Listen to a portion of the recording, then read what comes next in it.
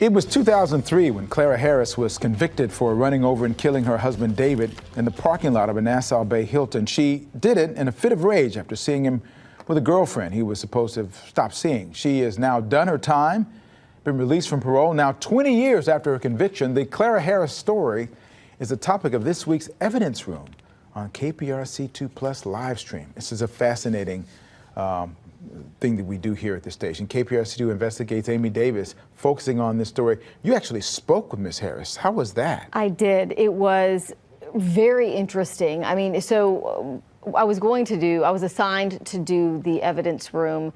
It's a docuseries, and it was covering the Clara Harris case. And I was assigned to do it whether I spoke with her or not. But sort of my goal, whenever I said I'm interested in doing that one, it's my first time jumping into the docuseries now in season 3. But I said, okay, yeah. I mean, I think the person everyone wants to hear from most in this is not necessarily her attorney, or it's her. And so the reason we're doing it is because she has served all of her time. She was released from prison in 2018, but then she was still on parole until February of this year. And then after that time, she was off parole. So I wondered, what is she doing? Where is she? I mean, you know, what does your life look like after 20 years, most of them being incarcerated, but being in custody? So when people watch the docuseries, what do you think some of the kinds of things that the viewers might be surprised about?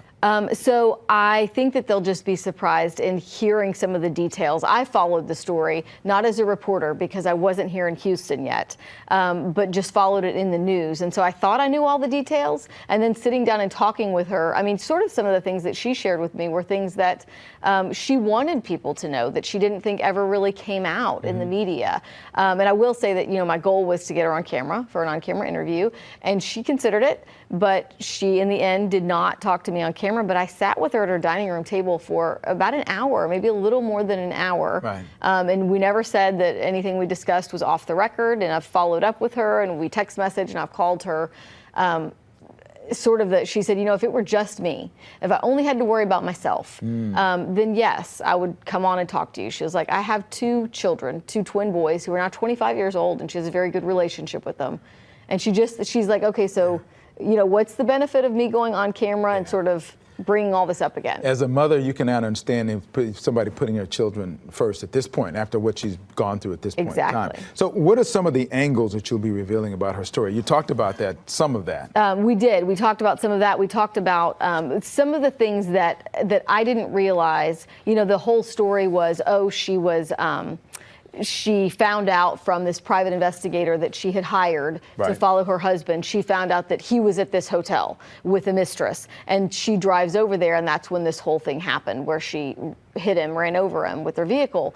But the backstory to that, I didn't realize that she had known about this mistress, and that was the night that they were supposed to have broken it off. She knew that he was meeting his mistress, but she hired that private investigator to make sure that he was going out to eat with her to end the relationship for good.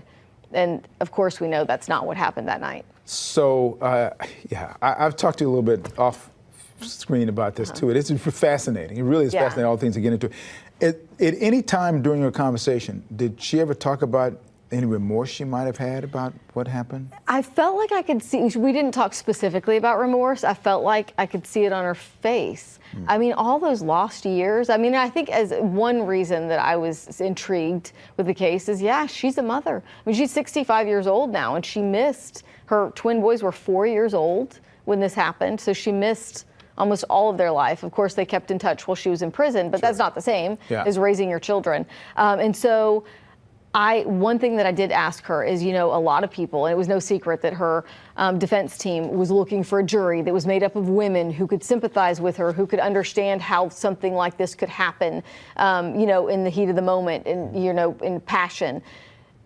It was no secret that women all over were saying, like, I could see how that could happen.